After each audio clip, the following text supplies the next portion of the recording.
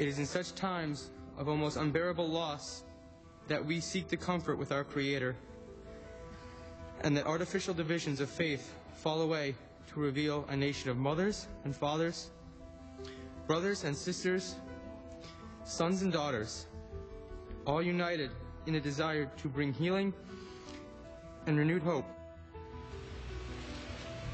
Last night, the clergy here in Newtown, Connecticut, gathered to offer prayers and messages of hope, grieving community. Jason Graves, you just saw him there. He's the youth director of the Hedaya Islamic Center of Newtown, and he joins us this morning. What can you possibly say as you're trying to give comfort? And you're the youth director, so I know you're dealing with a lot of children.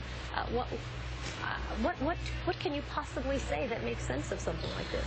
Well, it's very hard because a lot of children still haven't really wrapped their heads around it, and I don't think they really will understand the gravity of what really happened. It is very difficult, especially for people in the surrounding areas. I know a lot of towns, nearby towns, are affected and on lockdown too. So there's a lot of youth together that are all still trying to make sense of everything. I was speaking to a parent of someone who died in the Virginia Tech massacre, and he told me that it's impossible to move on, but you can move forward.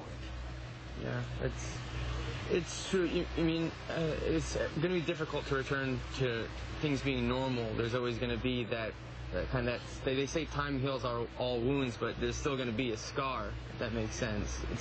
There's always going to be a reminder, but you have to just keep moving on, and you take measures you learn from the past, and what's the word I'm looking for? You're always going to be reminded of it. There's no way to forget. When do you think the first time you'll have a sermon, or a first weekend you will not be talking about this? When will that be? I don't know, quite honestly. I think it's going to be on everybody's minds for a long time.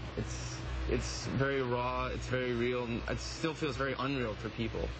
I'm still in a state of shock. It still feels weird to wake up and realize that this wasn't just a bad dream. This actually happened. And you're a local. You went to school here. You grew up here. I grew up in Newtown. So does it make it easier for you in some ways because these are your people that you're counseling, or is it harder because this is your town and something terrible has happened? Yeah, I think in a way it helps because you know the people, but at the same time it's difficult because at the same time you're experiencing the same thing that they're going through, and you need it just as bad as the other person that you're counseling because it's a shock for you as well. What kinds of questions are the young people asking you? What's the thing that they want to know? Well, a lot of people, especially the young kids, especially like on Friday and this weekend, they don't know. They're hearing all the information from their parents.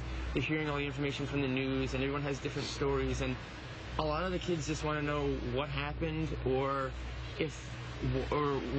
basically what's going on, because sometimes they don't want to tell. Some of the children are very young, and you don't want to tell a 5-year-old the gravity of what happened. So some people just say something happened with bad guys, and they're going to tell them once they're a little more ready. How do you find the best way to communicate with these children is?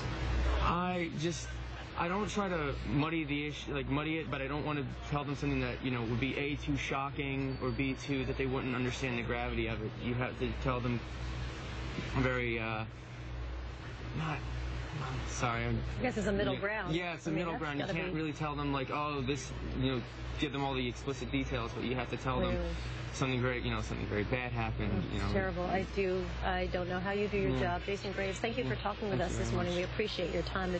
It is a terrible task that you have now, and for the next several months and years maybe, because I don't think this is a process that's going to be completed for anyone anytime soon, certainly. And as our